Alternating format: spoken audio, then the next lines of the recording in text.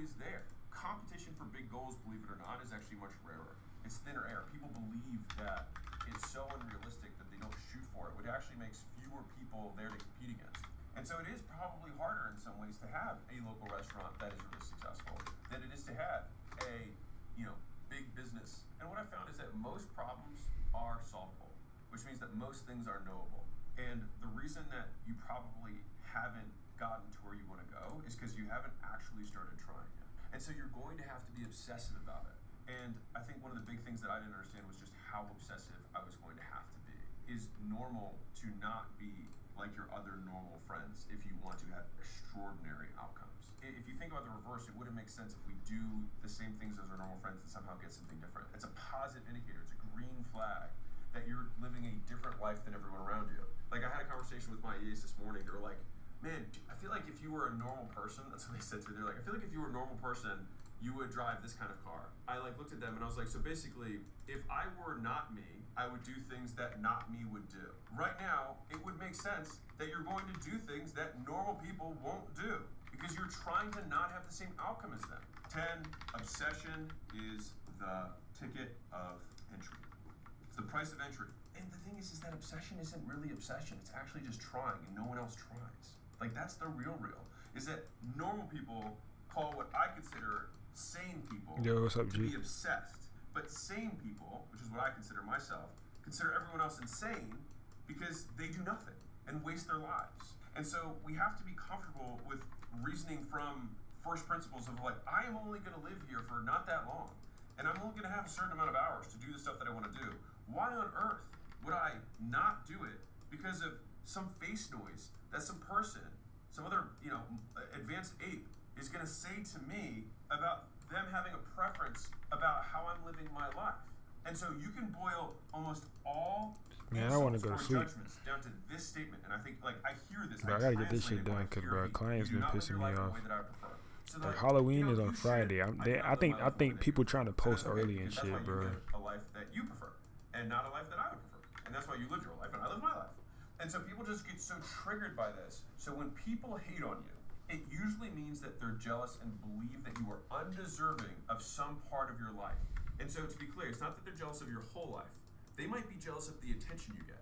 They might be jealous of maybe just the money you make, but not the way you look. Or they might be jealous of the body you have, right? And they're gonna be like, you're too into that food, right? Or, hey, you work too much, or whatever the little snide remark is, right? But what they basically think is that life has unjustly given you the benefits that they believe they rightfully deserve. And they might be right, but life isn't fair. Here's the thing. People who obsess about work-life balance are typically mediocre at both. And so obsessed people apply their obsession to everything and just call it life. And they also don't consider themselves obsessed. They just consider everyone else unobsessed and just plain and banal. And so I get criticized all the time for work-life balance. People say, Alex, you don't have any hobbies, right? I don't want any. They're basically saying, yet again, you live your life in a way that I would not prefer. If I were in your position, I would live life differently. Right, and that's why you're not in my position. So why should I sacrifice the things that I prefer to do in order to do the things that I don't want to do? Right? Just to make your definition of work-life balance happy, which I don't accept. So work-life balance is a wonderful goal. I have no hate for it. It's not going to happen if you want to be the best. You've probably heard the, work smart, not hard, right? That only works when you're competing against people who are not smart. If you compete against other smart people, the only thing you will have left is to work hard. If you work smart, not hard, you will get beaten by someone who works smart and hard. And if I don't know about you, I would rather be that person. Because at the end of the day, I would like to just win. And that is point 11, which is work hard and smart. If you extrapolate out what a normal life is like, right? Maybe someone makes, $1 million or $2 million over the span of their entire career, right? 40 years plus. I think there's just a certain amount of work that must be done to generate income. And so what I would rather do is just take that 40 years and just cram it into 4, and then to have the other 36 years of my life to do whatever I want with resources far beyond what I would be able to do there. And so I remember Layla had this very early conversation with me. Actually, I think it was our first date. She's like, I just want to help people, right? That was her whole thing. And I was like, do you think it'd be possible for you to help people and to make money? She was Everybody says that, bro. Your video, it's pretty. I'm pretty sure it's not. You just gotta keep going because you're trying something new with the algorithm. Like it may or may not. Like it's gonna be a hit or miss, bro. So like it's gonna be okay, bro. You gotta just keep going. After you drop one video, you can't focus on that one that you just posted. The hack is to start focusing on the next one. So right after you drop that one, just start focusing on that next one. So that way you're not even thinking about it, bro. Just drop one and already have the ideas cooking for the next video. So that way you never fall behind, bro. You're good. Just drop that one. Don't really care about how it performs, and then start posting the next one because at the end of the day, everything's good.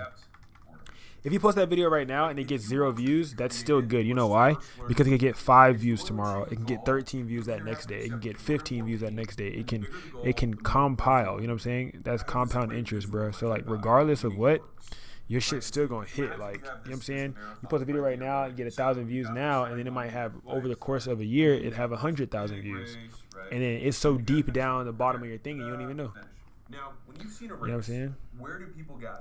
Cause like I got videos that I hit and like I thought were ass, and then I've dropped them so long ago and I don't even remember. And then I go back and look and I'm like, oh shit, this video hit.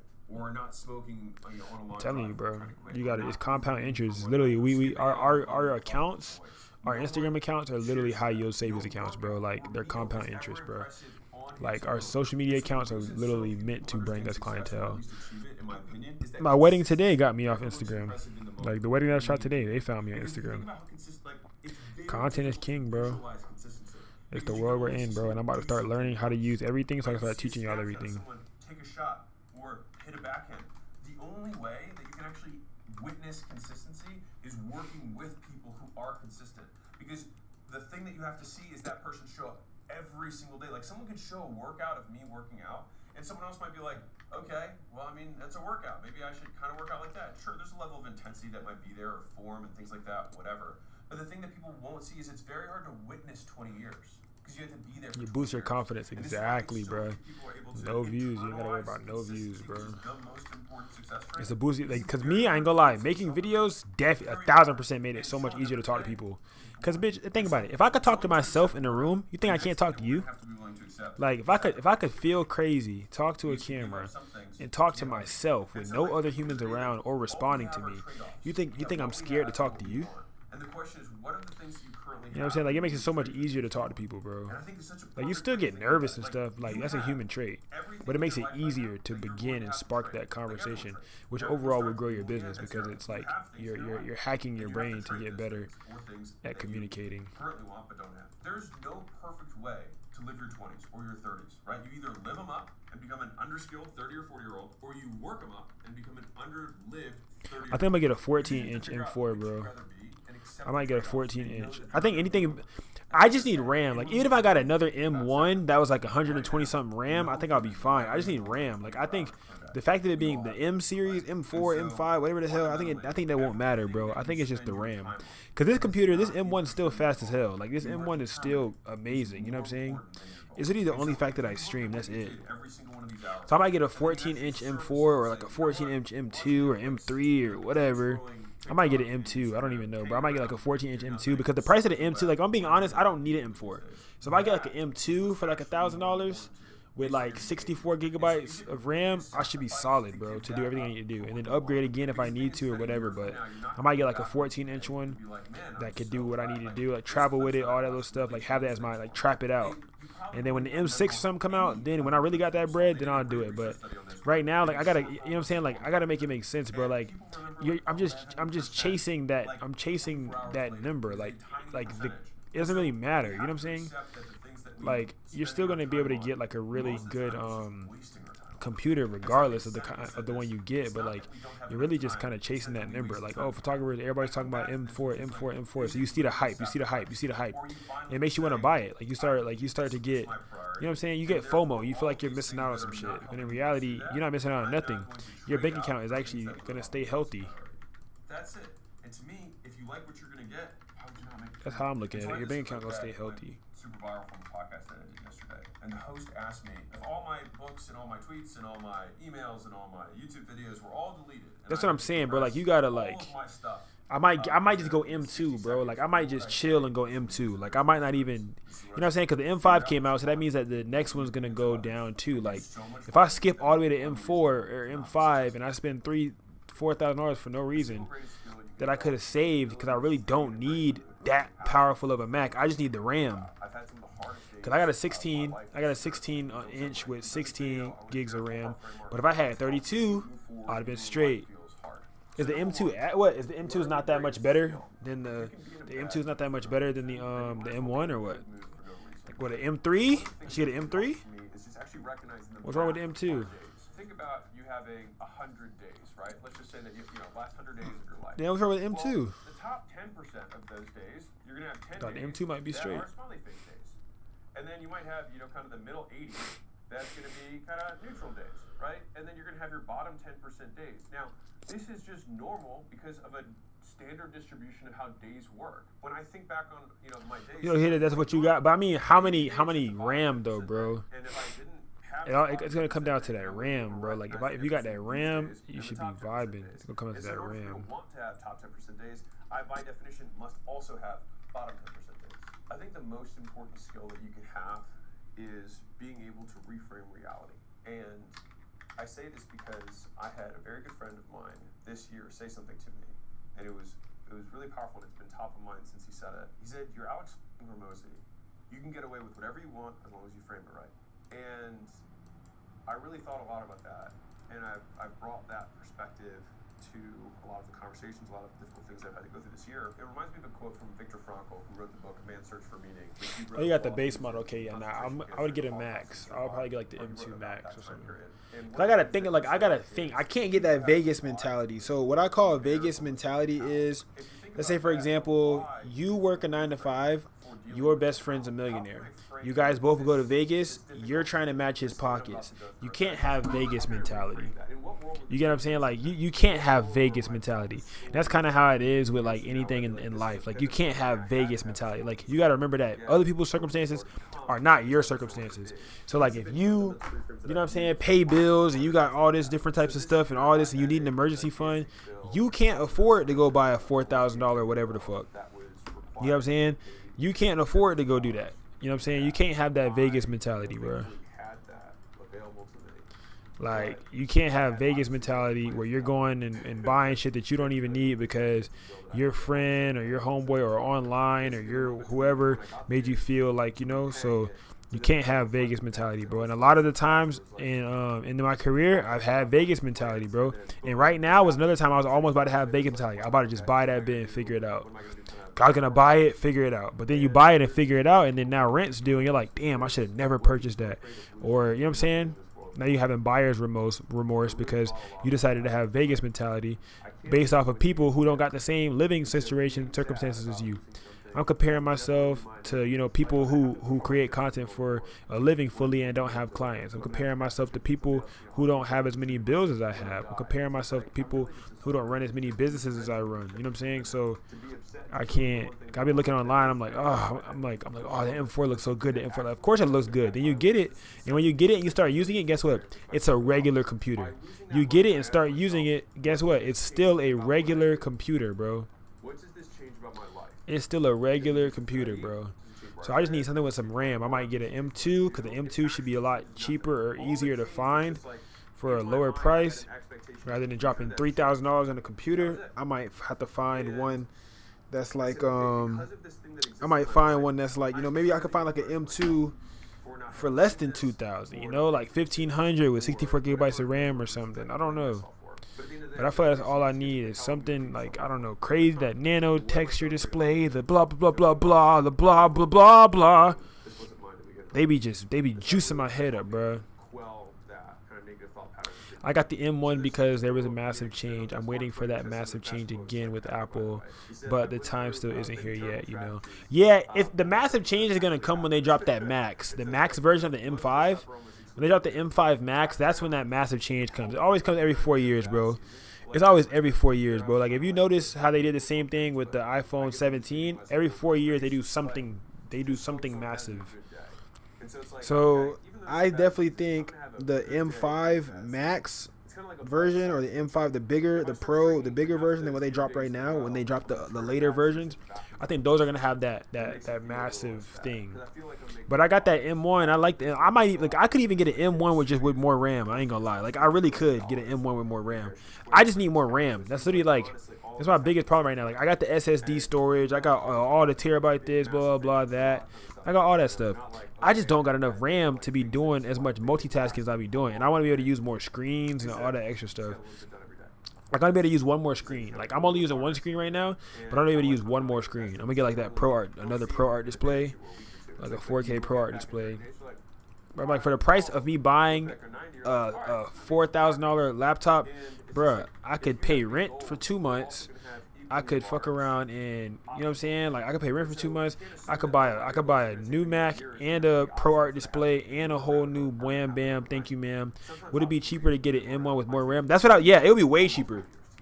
But it's like would it stand the test of time? But that's what I'm thinking about doing, bro. Just like going on Marketplace, because a lot of people are probably selling theirs, bro. I'm pretty sure I've never been up to date. Like I've never been the type of nigga to buy an up to date anything, bro. Like, you know what I'm saying? I've never been the like, oh, M5 come out, I gotta buy that. Like I've never been that type of guy. Like I always wait a few years. Like and then I'll still buy the things that are old. Like this right here, I got a 2019 iMac right here with 32 gigabytes of RAM running amazing. I love that thing. But it's a desktop, it's not a laptop. I would have never upgraded if I didn't need to travel. Now I started traveling, I had to upgrade. So now I got the M1 with a laptop, but I didn't need nothing else. You know what I'm saying? Facebook Marketplace sketchy to me. I meet them up in person. I meet them at their crib, wherever, bro. I like to meet people at their garages. You know what I'm saying? So that way, you know what I'm saying, I know where you at and you don't play no games with me. But yeah, it is. I mean, I ain't never had no problems, bro. I brought a lot of cameras off there, so I ain't never had no problems for real. And I like going on Facebook Marketplace when I'm out of my city. When you're out of your city, for some reason, you just get more luck with shit. Like when I'm in New York, or if I'm in like North Carolina or Atlanta or something, you get a lot more luck when you're out of your own city. Like you see something that like people there don't value for real, and then you see it, and you're like, oh my god, little do they know, I was just looking for this exact thing. Before the M1, I had one of those Macs with the DVD drive, and it dead ass growled at me. Bro, I had the 2015. Okay, I had a 2015. I still got it right now. It's like in the thing. But I had a 2015. What happened was I replaced the battery like 2 times. Like I literally was not gonna let it go. I was like, bro, I don't need another computer. I don't need it. I just kept replacing that battery, bro, and I kept that bit running. And then one day that bit stopped charging, and then I was trying to replace the charger port, and the charger port was too expensive to replace. I was like, man, I might as well just go ahead and buy a new laptop. And then I found one for $990. I got this M1 for $990, and I said, oh yeah, need him for $990. I got the M1. Man, I need another. I don't even care if it's. I don't even, bro. I'm about to look right now. I don't even care if it's an M1. I just need I just need more RAM. Like that's where I'm at right now. Like I genuinely don't care. I just need more RAM. Like I really don't care. I think I just want more RAM. I think that's really it. Hey, this might be a scam. It says Sony 900 gigabyte CF Express card plus card reader. Okay, what's this called? MacBook 14-inch M3. Bro, they're selling an M3 for $750, bro. Great condition, great battery life. Screen has a minor scratch. It is crack free. $750. It was already listed a few hours ago. Oh nah, hell nah. 8 gigabytes of RAM. I need 64. I'm about to look up 64 GB RAM Mac. Yeah, that bit had 8 gigabytes of RAM, bro. Disgusting. Alright, 2021 M1 Max, 64 gigabytes of RAM with 1 terabyte, 2,000. I mean, if I do that, I might as well go 3,000 for the. If it's 2,000, it's not even like 1,400 or nothing, bro. That was Let me see. Like, as the fan, like, it's like the window. I need 64 gigabytes of RAM at minimum, bro. I was doing that when I was making In an M1, I need an M series. It could be an M series, whatever. Okay, 1400. Damn, that bit's so far though. I gotta drive. That's all the way in Miami. This bit is in Miami, bro. It's an M1 Max though with 64 gigabytes SSD and 1 terabyte storage. Also, I think people they be trying to buy the new laptop. That's why they be trying to sell the old one for like at least whatever, so they can buy the new one. Bro, I can't do this, bro. 16 gigabytes of RAM, $1,000 M4. Oh, bro, I can't get no 16. I'm not touching 16 gigabytes no more, bro. I'm not. So this one right here, $1,700 for a 2021 M1 Max. Is it worth getting an M1 Max though? You see what I'm saying? Like, should I go M2? Like, is M2 and M1 that much different apart?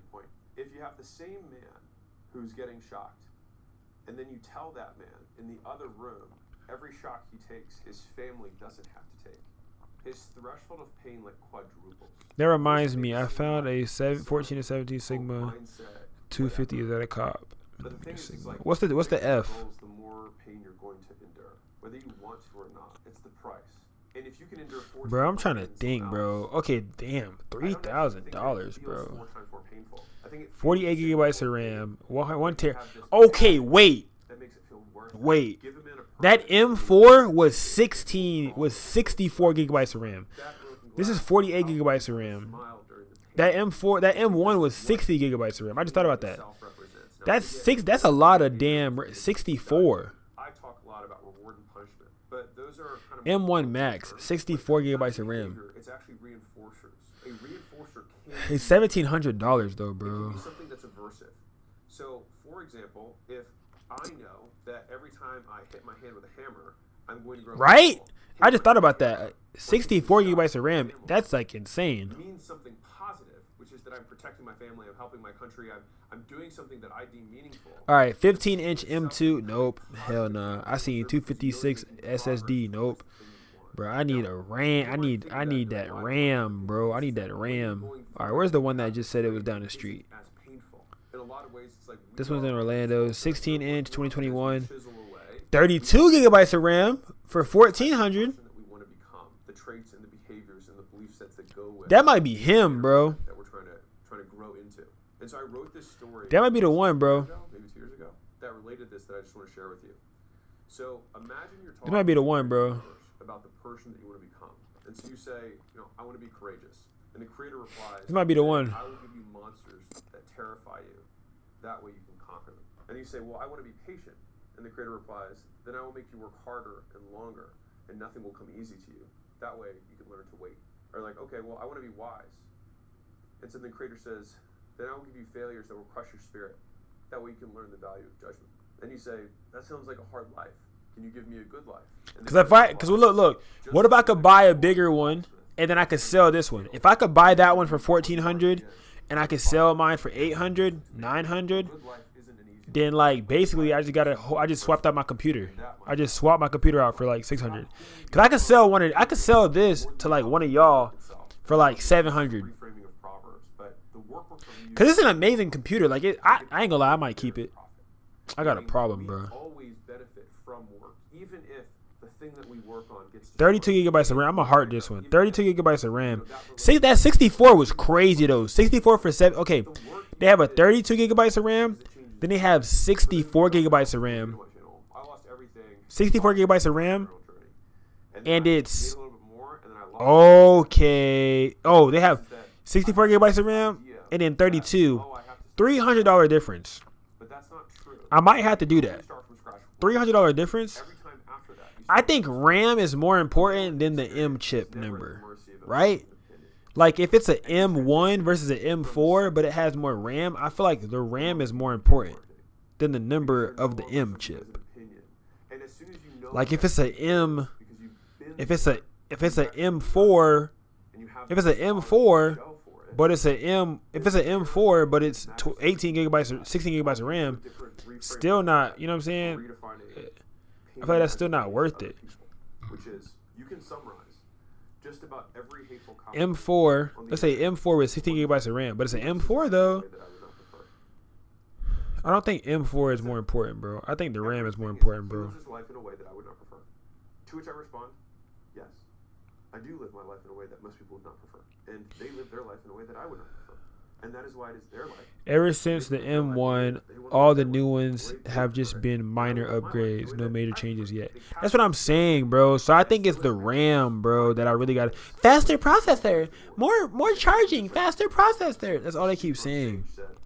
Yeah, bro, I think I'm gonna get that M1, dog. Okay, boom, found one. M1 Max, 1700, 4 miles away. 1 terabyte SSD. 16-inch liquid retina display. Apple Care until January 11, 2026. M1 Max chip. Powerful and silent. What I could do is I could use their Apple Care. I could crack the screen and I could take it in the store and repair it, and then get a whole brand new thing. I'm joking. I might actually do this, bro. If I'm not gonna text back fast enough, watch, and I'm gonna just end up buying some shit. So okay, here we go, you guys. We got. That's not even a question no more, bro. I might as well just go with. That's not even. I don't even gotta ask y'all because I already know the answer. 64 gigabytes of RAM, $1,700. 32 gigabytes of RAM, $1,400. 4, 5, 6, 7. That's $300 extra dollars. Can I get a $300 photo shoot in the next month to pay for that? 1750, bro. 64 gigabytes of RAM, bro. That's hitting, bro. That shit hitting. Like 64 gigabytes of RAM is like, I need you, baby. Like I need you in my life. And then look, it's not just the M1 chip, it's the M1 Max chip. You see what I'm saying? It's M1 Max. And then they have financing. Okay, maybe. Okay, wait. Okay, this is $1,700 on Facebook Marketplace. What? Let's see what Amazon got. If Amazon still got an M1.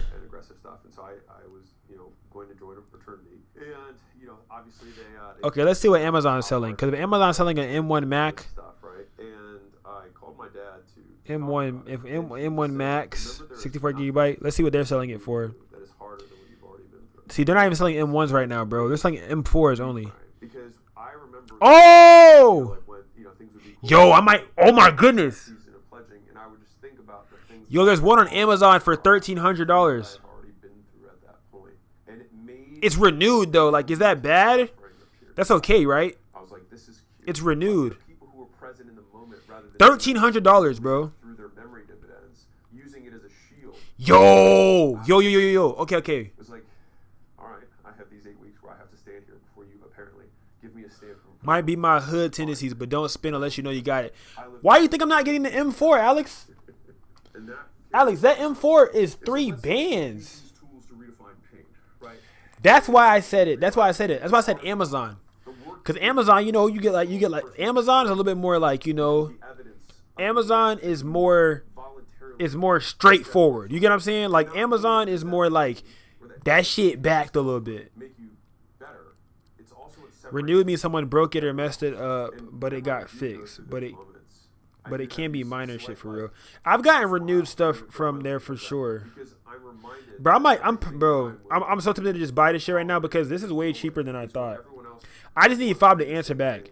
You said, can I get $300 suit? No, shoot. Okay, so look. 800. Oh my gosh. M1 Max chip. Wait. $800. 32 gigabytes of RAM. $800. 32 gigabytes of RAM, bro. Bro, they got one left, gang. That's what I'm saying. Like, is it meant to be? It's meant to be. Bro, Fob, answer the fucking phone, bro. It doesn't even register on my scale of something that's an inconvenience. We've all met that person where, like, if a call gets moved, or if he says yes, I'm buying it right now. It's like, bro, they got one left. Bro, they got one left. Bro, okay, should I get an M1 Max chip, bro? 64 gigabytes of RAM? M what, Max? M1 Max. 64 gigabytes of RAM. No. Why? Bro, you need the faster processor, bro. Bro, it's just the RAM. The RAM is what matters. Bro, you don't just need the RAM, bro. There's no reason for you to buy a whole new computer for just RAM. Bro, why do I need a faster processor? Because that's part of everything you want to do, bro. I could swear that's RAM. No.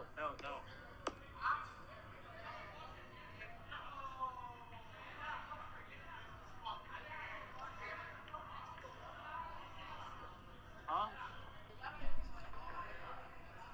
My bad. I had to put you down for a second. Nah, you good. It's the Max chip, though. Is that still not good? It's better, but it's not as big of an improvement, bro. You want an M4 Max chip, bro. I'm telling you right now. And you're going to be future-proof for 2 to 3 years, bro. Bro, they got one on Amazon, bro. $800 for 32 gigabytes of RAM. M1 Max. Bro, RAM's not going to change too much of what you got, bro. Like, don't get me wrong. RAM's going to help you a little bit, but at the end of the day, you're going to want a faster processor too, bro. Bro, y'all heard him, bro.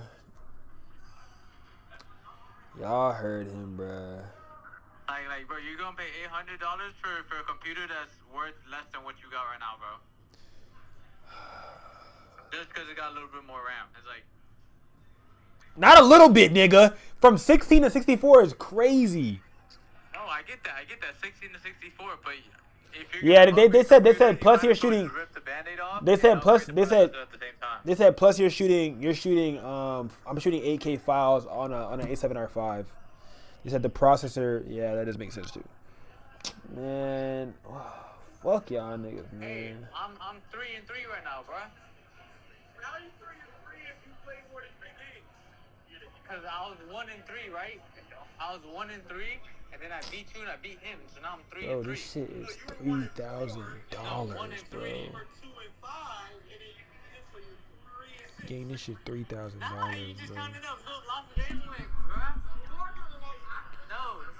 Y'all, this shit $3,000, bro.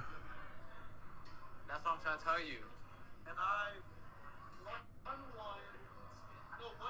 You won 2 and lost 3. But what if I get an M3 Max? Oh my gosh. M3 Max not even an option. My bad. Bro, that shit's so expensive, bro. Bro, I know, bro. Get you a nice little credit card, pay $200 a month, $300 a month, and you're knocking out in a year. Bro, and you get to put it on your taxes. All right, look. I have to buy whatever I'm buying this year. I have to. 2023, right? M3 Max chip. That's not bad. That's definitely better than the M1 Max. 2,100. Not bad. That other shit is 2,800, bro. That shit is crazy. Yeah, I mean, I'll accept that before I let you buy another M1, bro. Cause this is a M3 Max chip. It's Amazon renewed. Type shit. Is it 16 or the 14? 16. Okay, then if you want the 14, you can save some money if you get the 14. I don't even think they have a 14 renewed though. That's the only thing. Oh, check Best Buy. Best Buy might have it. They be having renewed shit. Yeah, they be having renewed shit.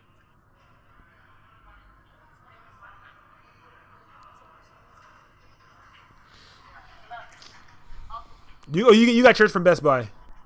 No, I got mine from Amazon, but it was the same price as Best Buy. Yeah, I remember. Amazon just gives me hella perks. Like, I don't know if you have the young adult thing that they give you like 10% back on like. Oh, okay, I get what you're saying. Yeah, just from having Prime, they give me like almost. They do be doing that shit. Bro, D, shut the fuck up. D's like your best bet is spending the $2,800 and getting the 36 gigabyte, 1 terabyte M4. Bro, whatever I buy, I gotta, bro. But I ain't gonna lie. Maybe. But I ain't gonna lie though. If I don't get one of the lower ones, it would still be stupid to not wait till Black Friday. Yeah, still wait till Black Friday, bro. Like you're literally less than a month away, and how urgent are you really to need that computer, bro? Yeah, you're right. It's like, is your business gonna end if you don't get that computer tomorrow? Nah. That's it. So you'll be alright. Are you losing money by not having that computer? Nah, I thought I had a Jouet when I thought I was like, oh, I'll just get an M1 Max chip. So look, this is what you gotta do, bro. Just beat your dick real quick. Get that little urge This off. nigga's gay, bro. And wait to the end of the month. All right, bro. I'm looking on Best Buy right now, bro. What up? Bro, Best Buy is fucking crazy. 4,000 flat. 4,000 flat. Bro, yeah, I'm about to. Yeah, I'm applying for a business credit card within the next month. Okay, they got it. Okay. Bruh, is this crazy? M4 Max 24 gigabytes of RAM, $2,000. Not bad, but I ain't gonna lie, you're gonna want 32 gigs. Damn, bro, 2,000 flat. Like that's 2,000 flat for an M4 26 gigabytes of memory on Best Buy, bro. Damn, 2,000 flat. Like. I mean, just keep looking around, bro. Like keep looking around, see what you can find. Check back market be having refurbished. And then just wait till what's the name hit, and then they might even drop everything down more. Right, and then if we might find going alright, they might drop the M5 Max chips, and then now go even further down. Yeah. Oh, What is Taywalk? Damn. All right, bro. Enjoy. All right. Peace, bro. For sure. See, I don't make impulsive purchases without my Vegas buddy, bro. Oh, I ain't gonna lie. Back market beat a shit for sure, bro. It's just getting my money back from that market in case shit don't go right. Damn. You know how like it's like you talk to your dad and it's like, fuck, like, It's like, what's the option? oh, dad. What's the person who, like, it doesn't matter if a nuclear bomb went off, but all you see is a straight line, completely undisturbed by the things that are going around them. Because you can beat 99% of people without being smarter or luckier. But by being Where's like a charm? Yeah, I might need to get on game. It's hard for you, it's hard for everyone else.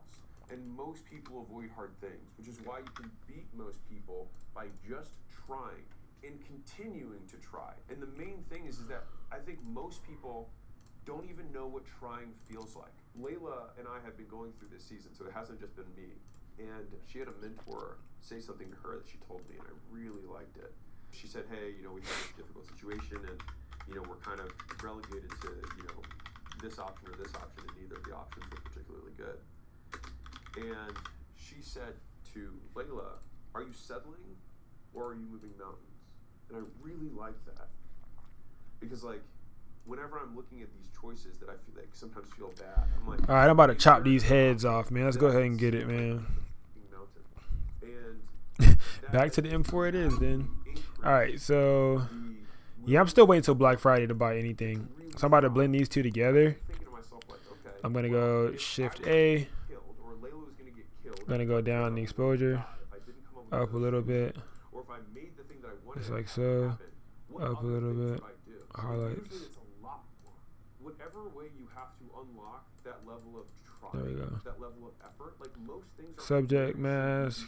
It's just more easy. It's easier to just do nothing. Most people do nothing and get nothing and are dissatisfied. Got a dip like Quest knife if you want. For that nothing of work. What's crazy? There we go. The highest Shadows. effort are so rare amongst people that you can unlock most things in the universe with it. People. By just really trying like your life depends. No people do it. No people found is crazy. No people found. You're telling me you said no people found? There's like 2 human faces right here. No people found? What? Okay. Okay, you want to act like ChatGPT? Just stop eating crap, maybe eat some protein, and add more weight to the bar over an extended period of time. That's it. That's all it is. You know that already. And yet you haven't begun because you haven't really tried.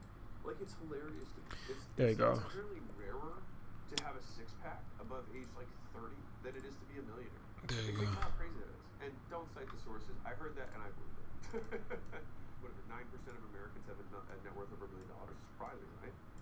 9% of Americans. There you go. certainly don't. All right, I'm gonna go right click, It's never edit in Photoshop, and I'm gonna right click this one, edit in Photoshop. So I basically took a what this is called. We call this a blank slate. Basically this is your sample set, and I'm gonna blend these two together. So I'm gonna start off with this one. I gotta start removing. I mean, I don't really need to do so. I kind of could just hold on. Command J plus remove this right here. Generative. Once I generate, I'm gonna merge this all together. Because then after I merge it all together, I could use it for that next layer. But I might not even really need it for real. Honestly, I just took two just in case. Because it kind of helps with that background rather than having to generate the background or like generative fill it. Like, kind of helps out. There you go. Right click, merge down. Just like so. Command C. Drag over. Command JJ. Command V. There we go. And then I just pasted that same one that we just did over there. Go down in the opacity. And I'm going to match this. Or hopefully, as much as I can, match up this tree. Oh, I actually did a pretty good job. I didn't do a bad job. Wait, hold on. Did I? Okay. I'm going to use this part right here. There we go. And I think it has to. I think the scale has to go down a little bit too. There's only behaviors that under certain conditions there you go. Or a desired outcome. Okay, in these conditions, do this, and in other conditions, do that. Yeah. And so that we can get away from these amorphous terms. And the reason I'm bringing this up is that we have to define everything in terms of actions that you're going to take. Let me give you a visual of the difference between sadness and anxiety. I'm going to double click. And you tell me which one is anxiety. And I'll go open the ISO. Yeah, not ISO, but y'all know what I meant. Command J. Put them on top, Command Shift X, and then I'm gonna start doing body morphing and everything first before I start removing any humans from anything. Which one's anxiety? Which one's sadness? Anxiety. Cause we gotta take their heads off. I'm about to take their heads off. Sadness comes from a perceived lack of options, which is why it feels like hopelessness. Anxiety comes from many options, but a lack of priorities, which is why it feels like paralysis. So looking everywhere, but moving nowhere. And so you solve sadness with knowledge. And anxiety with a decision. The goal from here is to see the path that's available to you. And you have to do that by learning. Once you have a path, if you have too many paths, then you have to start cutting paths off so you can say, this is where I'm going. And then I have no more anxiety around this. So if you don't know what to do, the answer is to learn. If you know what to do, the answer is to do it. And if you're already... Alright, I'm going to cut it like right off at the neck right there. Just to make sure that they have like a good sample size from where I'm cutting it. Have anything to do about how you feel today or in this moment. I want to be very clear. People think that I'm this unemotional or zero affect. Alright, let's go. There we go. The difference is I can fix more later. I'm gonna go over Command 0. I'm gonna go Command 0. I'm gonna go Command J one more time. Sandwich this one in between. Top layer. Gonna go to remove background. Let's see what happens. Yeah. And it's masked out. That's good. And what I'm gonna do is I'm gonna go ahead here to their mask. I'm gonna go to the drawing. I'm gonna go ahead and make my thing a lot bigger. I'm gonna draw white on here so that I can start to what's it called? Opacity 100. Which one's resilient? There we go. This one. Why? So all of this can come back. Only thing I'm not gonna draw back is what's over their head. That's it. Now toughness is a different thing, which is how much does it take before I have this decrease? And then there's a third vector, which I'll find the word for it. But when you do have the decrease, how low do you go? To me, the ideal scene is. There we go. Yeah, there we go. All of these things are happening. Bring all of this back. Other people in your lives are doing this, right? Or they're just doing low. All of this back. Which we've all met those people. If you want to become resilient, what are the actions that you take? You say, okay, this occurred. I'm gonna hit X. When you hit X, it changes the color of the brush. You guys see it flipping? If my behavior never changes, You change the color of the brush, and then you can go over the parts that you want to get rid of. that it didn't matter because it never changed your behavior. One of the things that will set you apart is the ability to move forward despite how you feel. This is, Layla's classic, her most known quote, which is, "Pure mood, follow the plan." And I would say, like, a lot of you guys don't know Layla that well. Layla is one of the most mentally resilient people that I've ever met, and she pulled herself out of a deeper hole than I ever did. She started from a poor family. She had a worse home situation. She had a worse personal. She got arrested 6 times before she was 18 or 19. Like she has worked on her more than any person that I know. Not to say that it's not more than any person in existence. Of course not. I have no idea. But of the people that I've met, she has done the most active work, and I've learned a lot from her. Let's imagine we're going through this, right? So you've learned the great skill of reframing. You've redefined pain in new ways that actually could be progress for you. We're willing to endure and take actions that other people aren't willing to take, so that we realize that they were never in the race to begin with, and it's all about us anyways. And so what's the fourth thing? Is that you zoom out and you keep going. You will die. Months later, no one will care. And so why care about what they think so much when they care so little about what you do? Like, take the risk, right? Shake off the losses. Shake them off. Because in the end, you live for the story only you can tell to the only person who was there with you the entire time, which is you. You might as well make it epic, because you're literally the story writer and the story listener. Bro, sleep paralysis demons. Other people captured your entire life. They still don't know what was going on in your head. They don't know your intentions. They don't know what you were thinking through at every given moment. Only you do that. That's why being able to, over time, in my opinion, be the judge, jury, executioner of your own faith and your own judgment is one of the most valuable things you could do, because you're the only person who can say good job. You might win in some circumstances and not have tried. To me, that's a loss, because you know you could have put more in. You didn't empty the tank, right? You left some on the field. The other extreme, if you followed a logical thought path and you moved mountains to try and accomplish something, and if you actually had exhausted every possible path that you could think of, truly, beyond costs that were not worth. I'm gonna do it after. Hold on. Whatever you were trying to get. After I get this mask finished, I'm gonna do it after. And you don't get it. Other people may have said that you lost, but there's nothing else you could have done, and so you can still say good job because of the effort that you chose to put in. I have a few frameworks for zooming out that I think. And then I could just go change the opacity again, so everything could blend a lot better. Okay, something bad happens.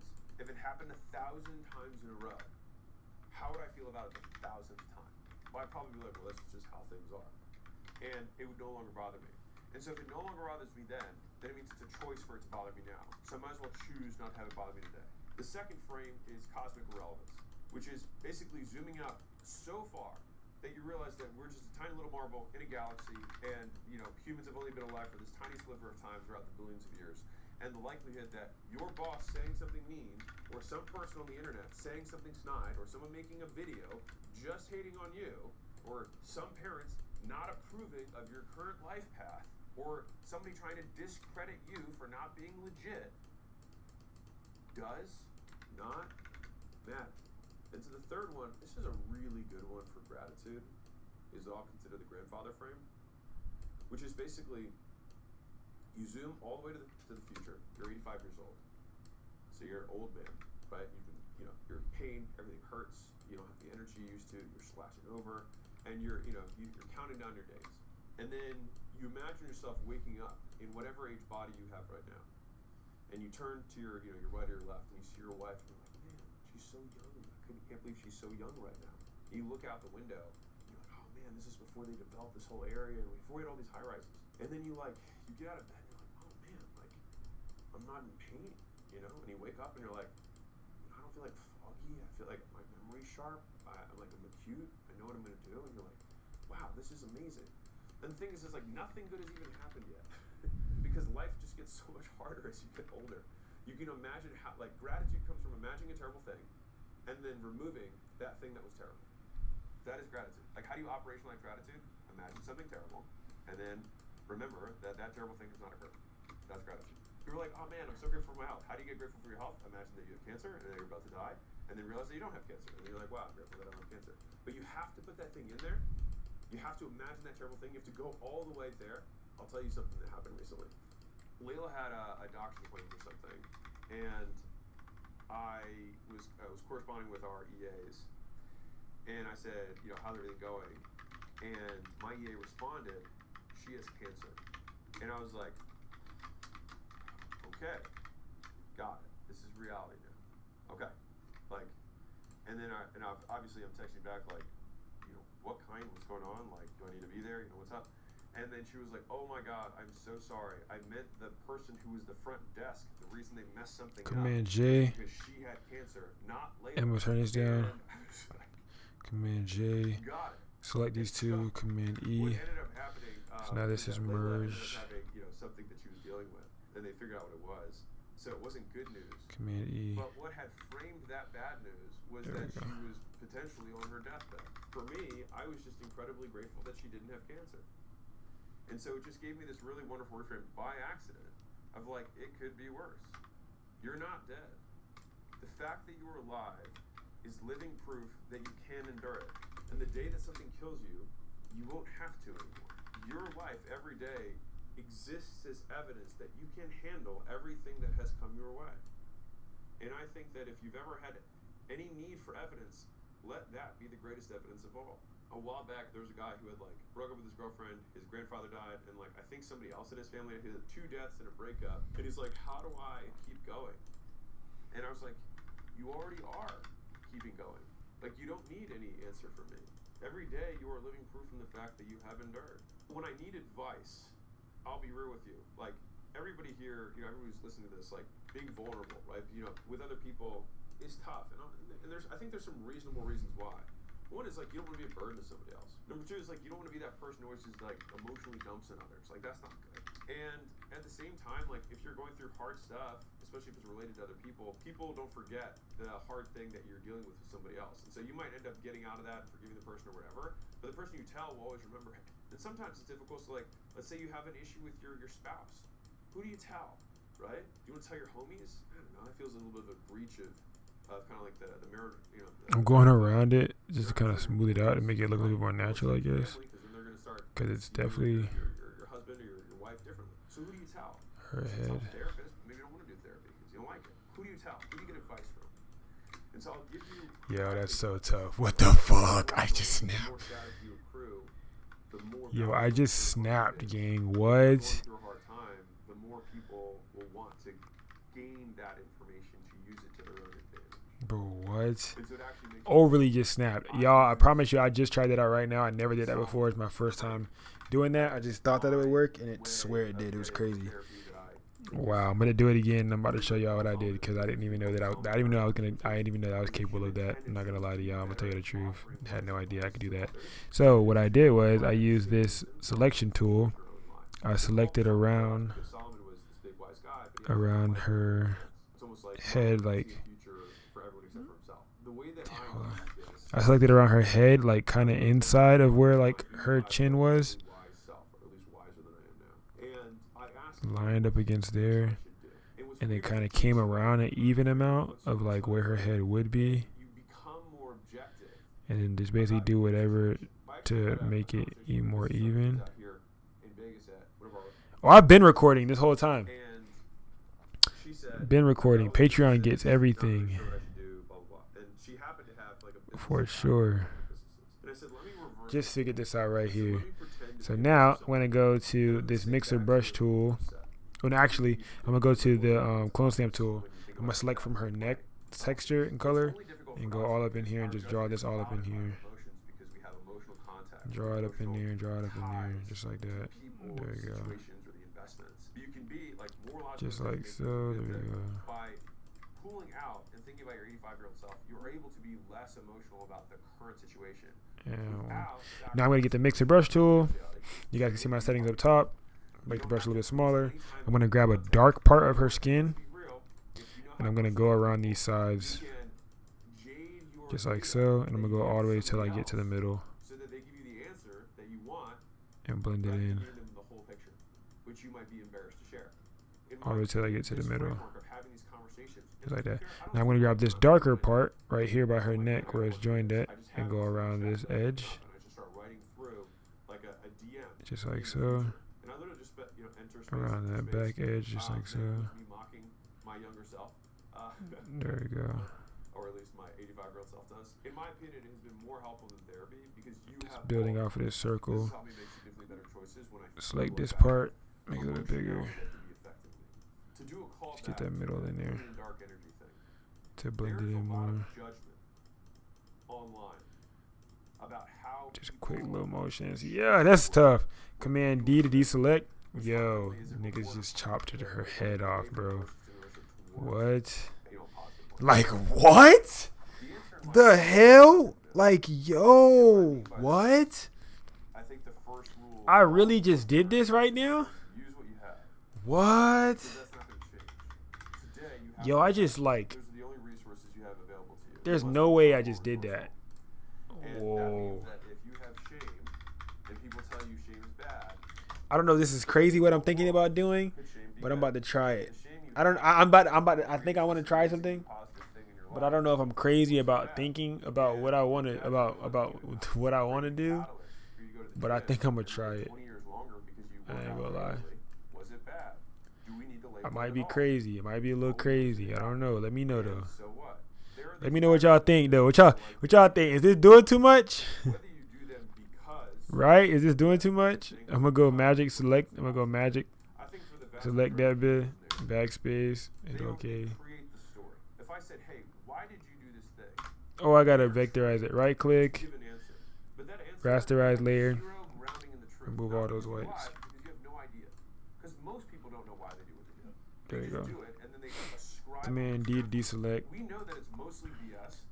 Command J to duplicate it.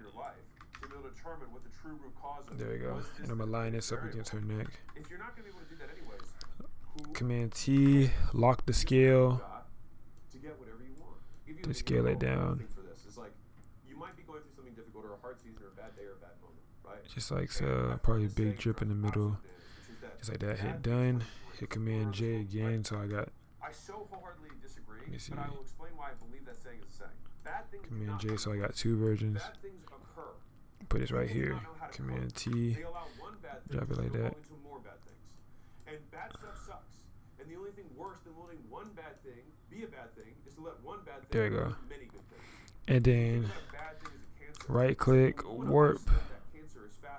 Match it to the neck. You losing your job affect your marriage, and then let you affecting your marriage affect how you're a parent, and let how you're a parent affect how you are going to pursue this new endeavor. People just basically give themselves an excuse for misbehaving. I had a bad day, therefore I now have a legitimate just like that. Yo, we just cooked. Familiar, we just cooked, y'all. Double click, hit done. Now you can go ahead and mask this. Which one is it? Is it this one? This one. There you go. I'm gonna hit mask. Get that black brush and blend that bad boy in there. And you've seen these people. He lost his job, he gained weight, and man, he's just never been the same. Pull your head out of your ass. There's this Buddhist parable. Yo, that looks so tough, bro. What? The Buddha asked one of his students. Now I'm gonna grab this and go over here. The student nods yes. I want hers to look different, so I might add like 2 to hers. Struck by a second arrow. Is that even more painful? The student nods Yo, this is crazy. What the fuck? Then Buddha explains, in life we cannot always control the first arrow. However, the second arrow is our reaction to the first. The second arrow is optional. A lot of suffering that we incur. Right click, Command T, flip vertically, put it on this side, turn it a little bit. A useful frame has been like, if it has not occurred yet. There you go. I used to really obsess about planning out contingencies. And I still sometimes have this tendency. But if you're like, I want to play out this, I want to play this out, I want to play this out, I want to play this out, all these different scenarios. In a negative frame. I'm not saying planning's bad, but I'm saying ruminating on negative, potential futures can be negative. By the time something like that happens, number one, it will not happen in the way that I imagine. It almost never does. Number two, I will have different resources available to me at that time versus what I have today. The path will become immediately obvious and apparent to me when that occurs. And if we're really honest about it, most serious thinking doesn't require that much time. Done. But worrying can take all day and all night.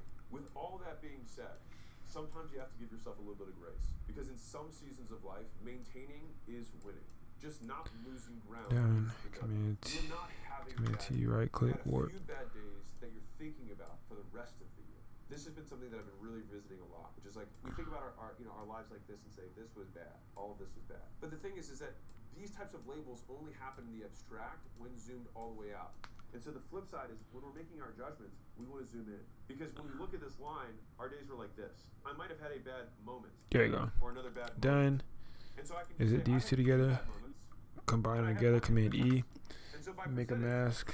I had 85% draw. Good, and I had 15% bad. So all in all, not a bad year. And the reason I think this is so important is I will start how I ended. I'll end how I started, which is the single greatest skill that you can develop for whatever goal that you're trying to achieve in life is the ability to stay in a great mood in the absence of things to be in a great mood about. I hope this helps. This is brutally honest advice for poor people. I've been there. I had to fucking pay rent. Every night I would think if I didn't wake up tomorrow, I would be okay with it. And I don't want that for anybody. I get it.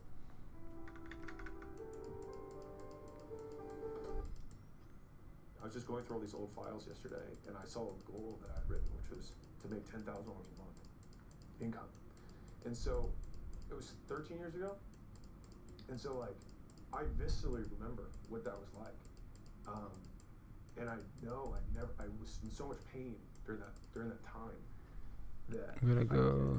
And so like the reason we make this stuff is because I've been there, and I don't want that for anybody. You know, like I missed my 20s.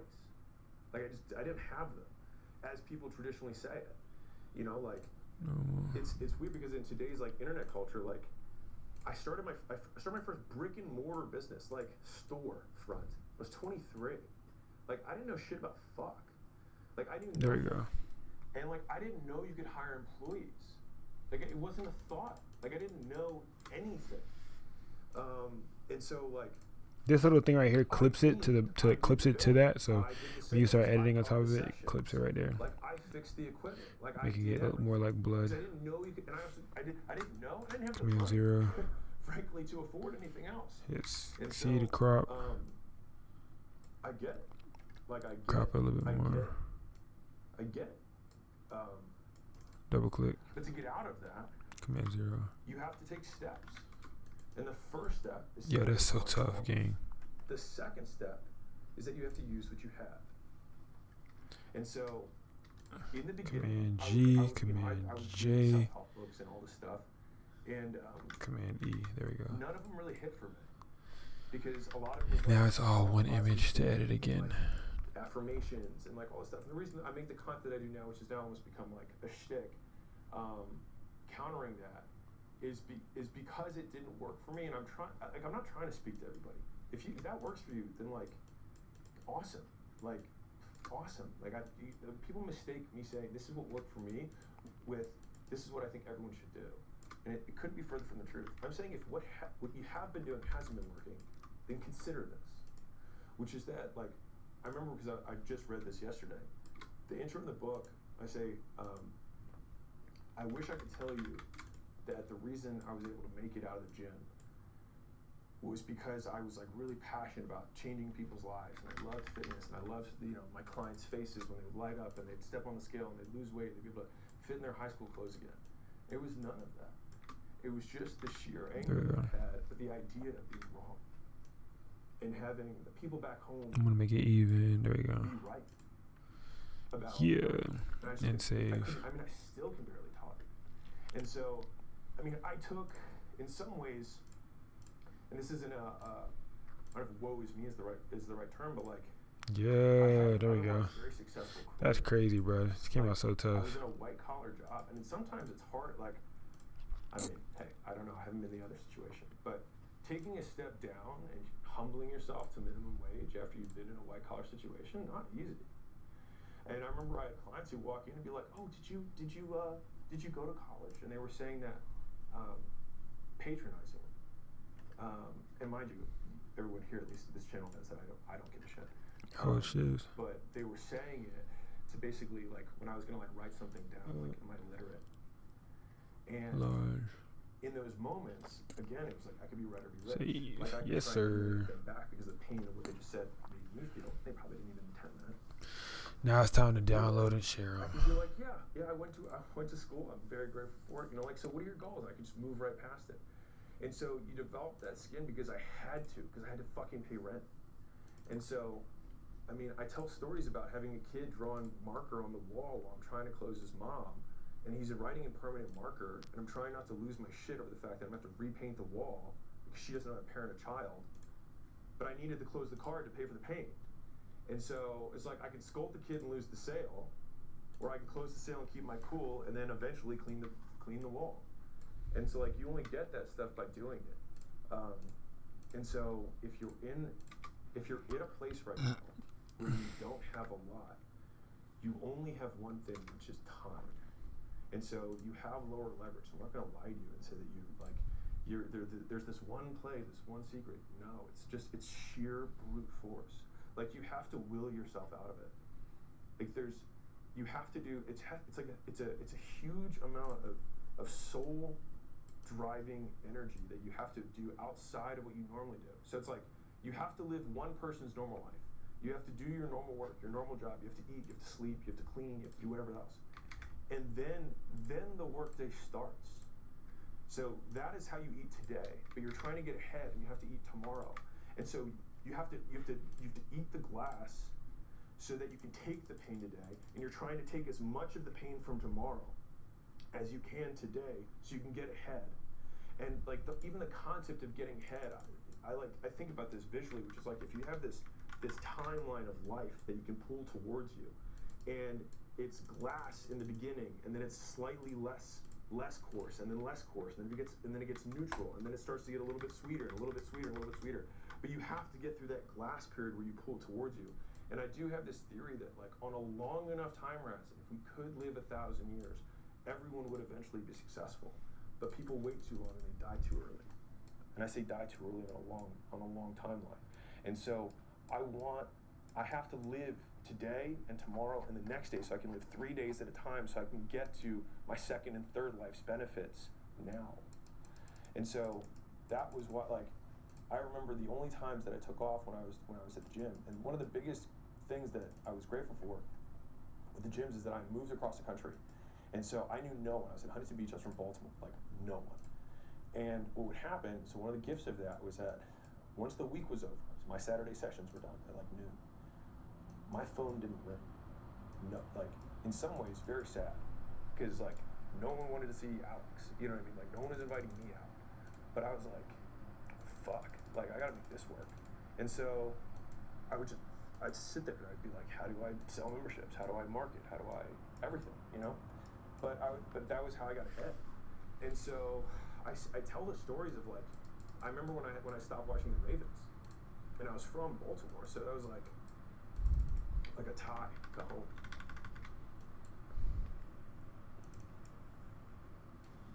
And so yeah, it's fresh for me because I just read the stories, but it was tough.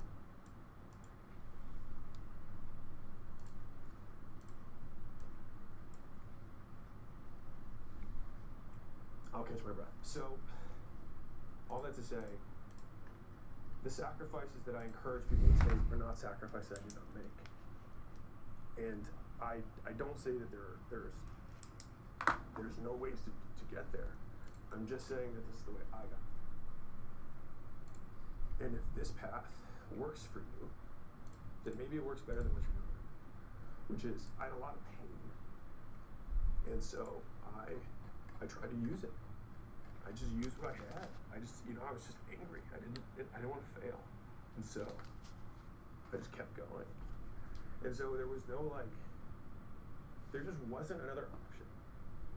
And so I think that's what I would encourage people to think about. Was like, I didn't allow another option, because the other option was just worse than dying. Because I mean, I've told this story before, and things get hyperbolized. I mean, exaggerated, romanticized, whatever. But like, when I had my big consulting job, I was making good money, and I had the approval of my peers and all this stuff. And I just didn't want to wake up the next day every day. It wasn't like I was trying to kill myself. It wasn't that. But every night I would think if I didn't wake up tomorrow, I would be okay with it. And so when I knew that that was what I was going back to, if I didn't make this work, I had no plan B. I mean, I had plan B is that I would drive Uber and strip. I joke about that. But that was very much my plan B if I didn't make it work.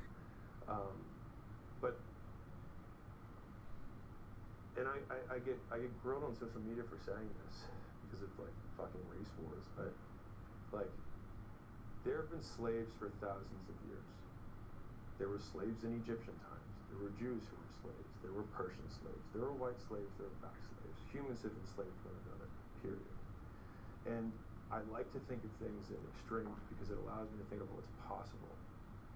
And so the idea that someone else at some other time in history has worked 7 days a week, every hour that they're awake, with the threat not of their own death, but of their children's death, because that's what I would do if I were trying to control somebody. I would take their kids and say, I'll kill them if you don't work. And guess what? They'll probably work. That capacity exists. And so I would think to myself, like, I would try and put myself in that frame so that I wouldn't get into the woe is me cycle and think all these things I could do for why I'm here right now. Why isn't this working as fast? Like, how is it that these guys are making more money than me?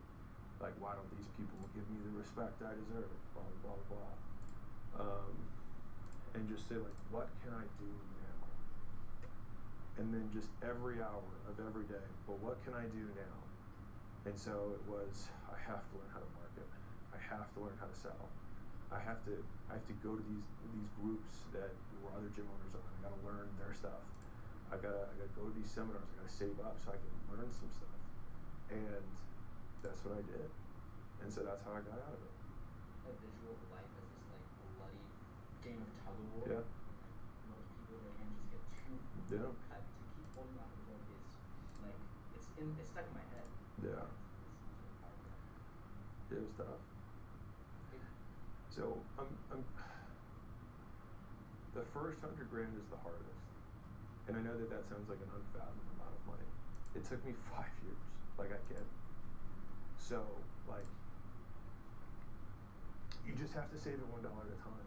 That's what it is. Now, obviously, I talk about other things like there are smarter ways to make money for sure. Like, if you can sell expensive stuff, you can just move the decimals. Like, I mean, like the thing is it is factually true. It is spiritually false. And I don't even believe in spirituality in general, but like it is tough to sell a $10 million building and make $1 million commission or a $500,000 commission when you are broke as fuck. It is very it is like you would have to become a different person, which is why most people's first sale is not that. But is it technically possible? Yes. A lot of people watch YouTube and the internet for complex money-making skills, and they haven't even mastered showing up on time. And so it's like they want to go straight to calculus, but they don't know how to do simple addition. But the thing is that like simple addition is foundational to that, and none of the other stuff will matter unless you can do the basics. But the basics doesn't make them less important. Usually they're the foundation of building, which make them arguably more important. They just are simpler to understand, but not simpler to do. And I think that's the big disconnect a lot of people have, is that they think because they understand something conceptually, that they feel like they have already mastered the skill, which are two very different things. And so one of the most common traits that people who are poor have is that it's always tomorrow. And so they never talk about anything in terms of today. And so it's about starting tomorrow, the diet on Monday, next year, my New Year's resolution. It's always pushing off. So rather than delaying gratification, they delay pain. And so rather than taking pain now for pleasure later, they take pleasure now and pain later. And so they flip the equation. And so they're surprised when today is later from yesterday that they're in pain.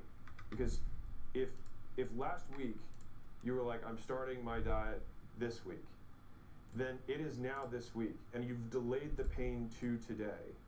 And that means that the body you have right now is the result of the delayed pain that you are now forcing yourself to endure.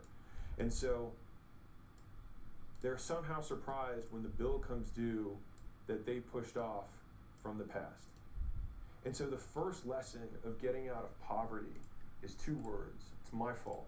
It's, I have to own that. And I think my fault you can kind of extrapolate to right now. Not like, you basically have to own everything that passed to this moment. So all the pain that I've gone through, all of the Mondays that I've missed, all of the diets that I've skipped, all of the savings I haven't made, all of those are not my dad's fault, my mom's fault, my circumstances' fault, the country I was born in's fault, the zip code, any of those things' fault. It's just mine. And the thing is that people have this belief that because they have a strong argument for why it's something or someone else's fault, that somehow helps them. And it just doesn't. Because whatever you cast blame to is where you also cast power to. And so if I say, I can't succeed because my mom didn't love me, guess who controls me? My mom.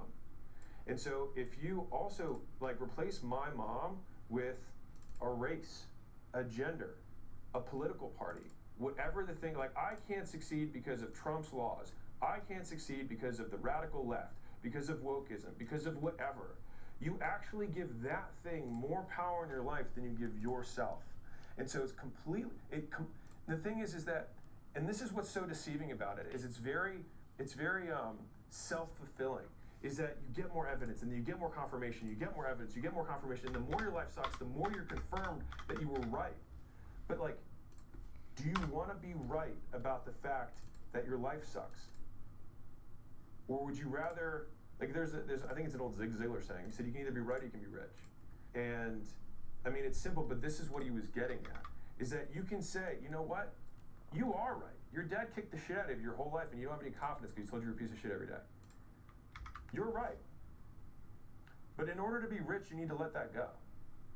Because every day you say that I'm not successful because of this, it means because this now owns you. And for me personally, that realization that the thing that I hated most in the world, the things that I blamed for why my life wasn't the way it was, I was their bitch. And just realizing that made me angry. But through that anger, I was able to say, well, fuck them.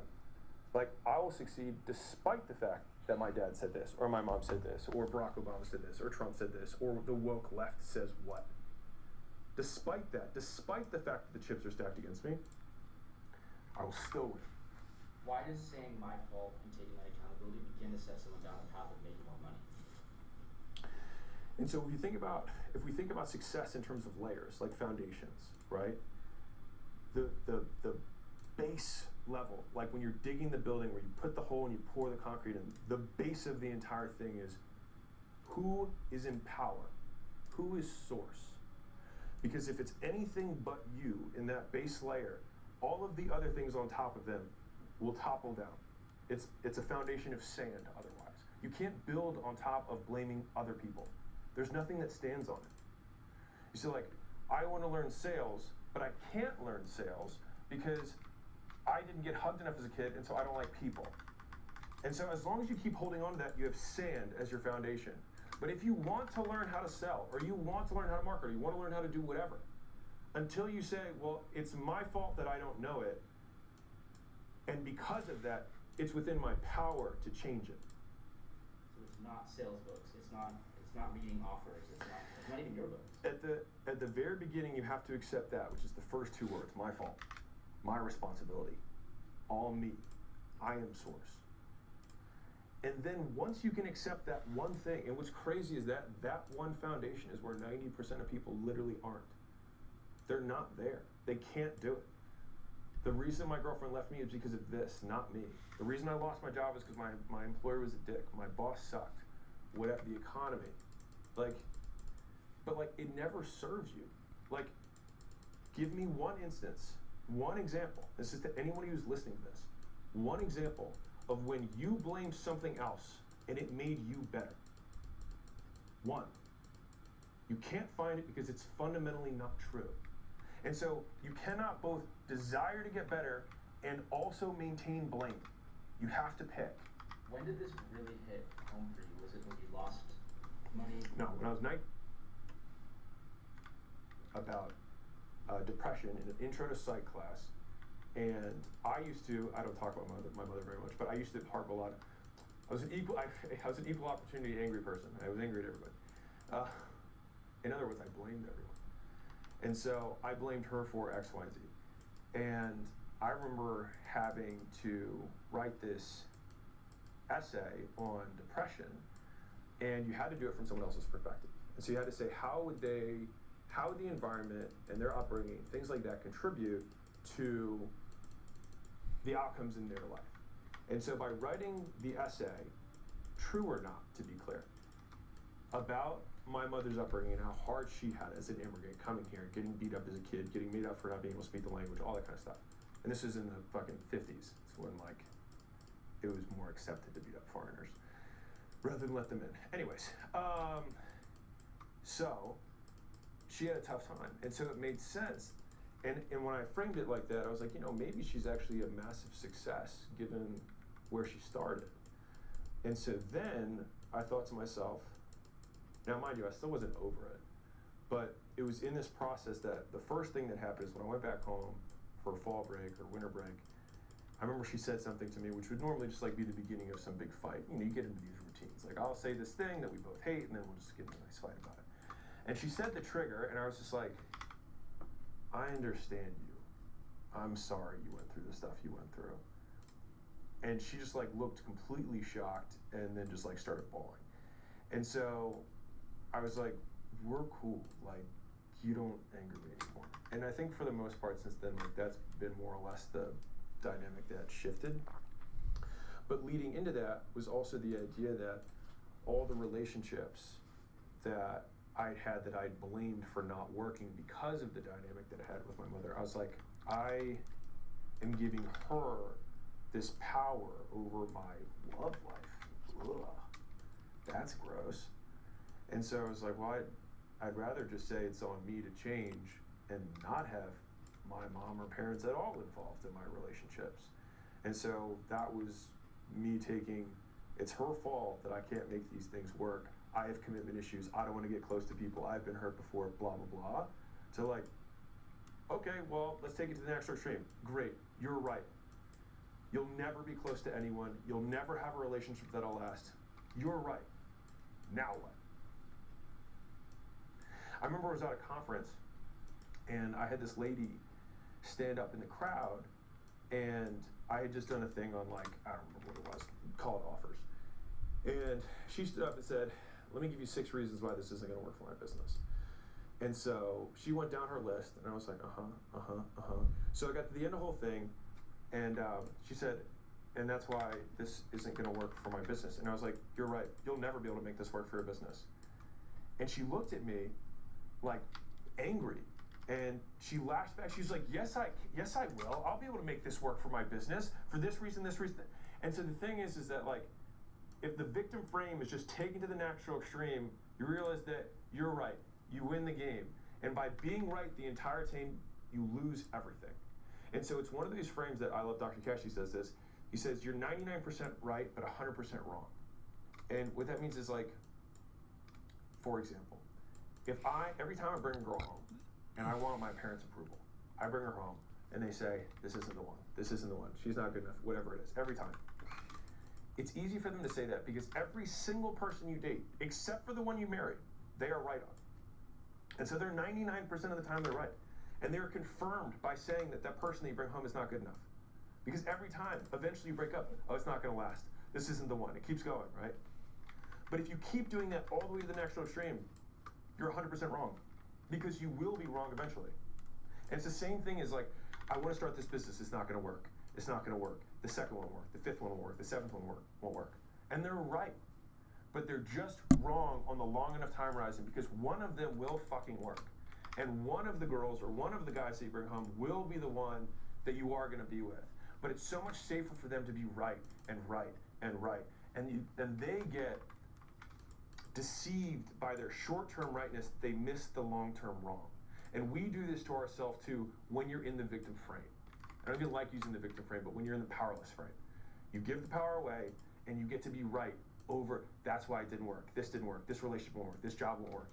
It's not going to work this time either. Because you get to be right over and over again. It makes you feel good in the short term, but in the long term, you guarantee the loss. I think there's also like social reinforcement. We love to complain about the weather. It's literally the same thing as never investing. Like if you want to invest your money, right? And you have all this big pile of savings. If you ever invest, there's always the possibility that it goes down in the short term. It's just the nature of markets in general. But if you never invest, you guarantee that you will never get rich over the long haul. And so every day you could make this risk. You take a small risk, but you guarantee a macro win. So you take a small risk today, potential for loss today, for the guarantee over the long haul that it grows and it makes you money. But the flip side is you don't take the small risk of loss today. You take the comfort today for the guarantee that you get the long loss. And so many people flip their life to that same thing, is that they flip the pleasure for today and they just forget the second half of this, which is pain for tomorrow. And that today is also yesterday's tomorrow, and we're living through the pain that you cast. Like, you own this. And until you're like, this is my fault, I'm in pain today because of decisions that I put off pain for tomorrow, where today is tomorrow. When you're broke, every dollar means so much to you. And you want to see the dollars in your bank account go up. But I never made that my goal. I made the amount of money I made every month my goal, because I saw that as my potential energy versus stored energy. Not to get, whatever, physics people, you get what I'm saying. And so I was willing to take that stored energy and reinvest it to take $5,000 a month in income to make it $6,000 a month. Because I knew that over a year, I was gonna make 12. And so if it cost me 2 to make the 12 in income, I would make that trade every time. And so whenever I'd save up a small nut, now obviously, I've always been pretty good about spending money. I haven't had that habit. So again, foundations, first, it's your fault. Second, spend less than you make. Third, take all of the excess and spend it on making more.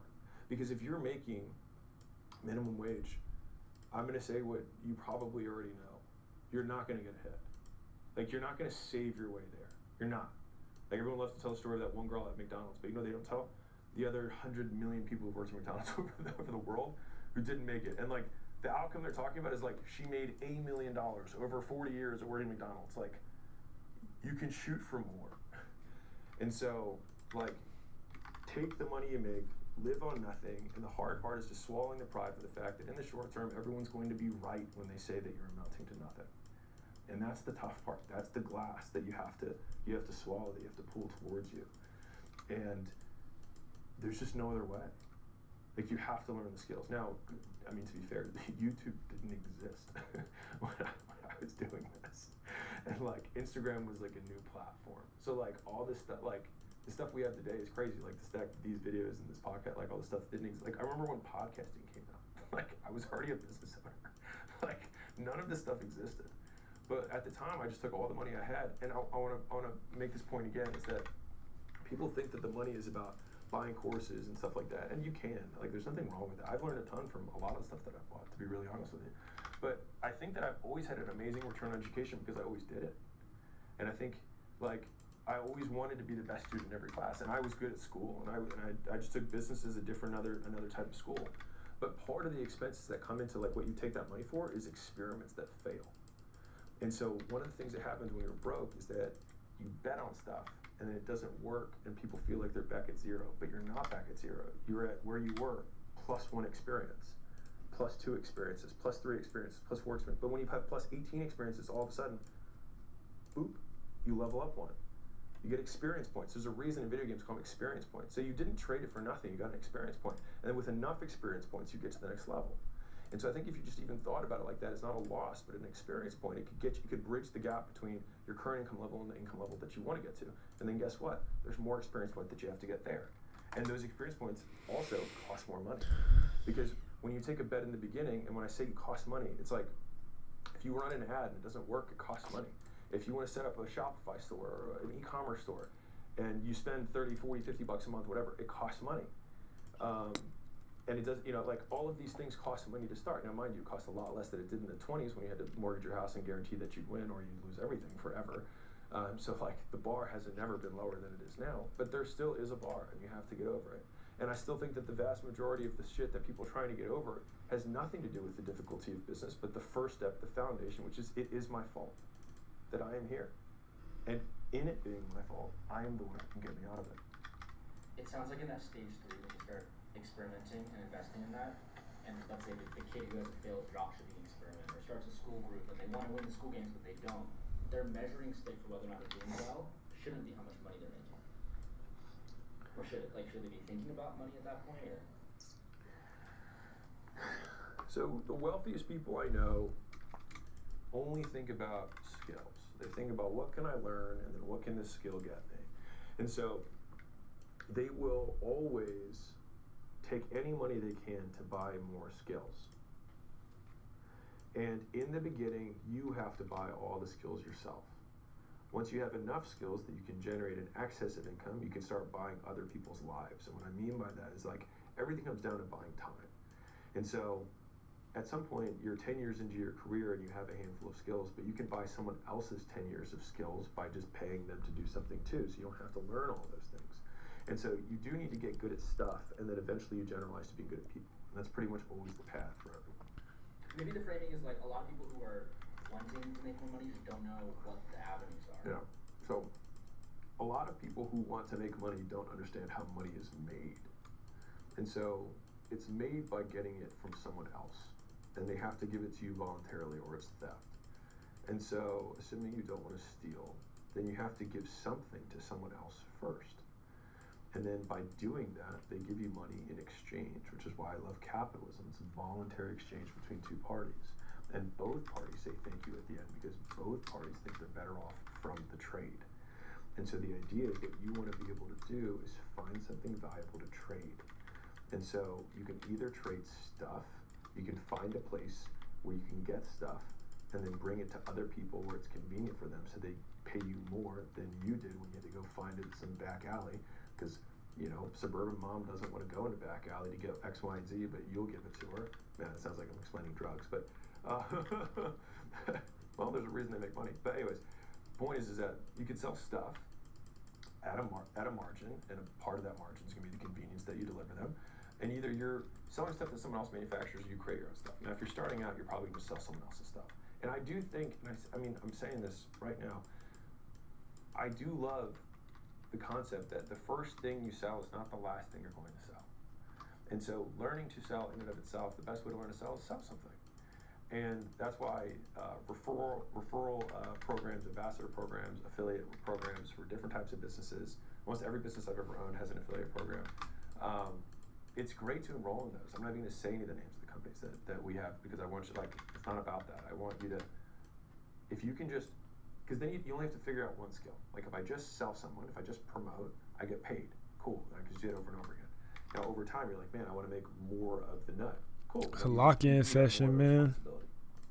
So it's a lock-in session. Sell stuff, or you can sell skills. You can sell outcomes.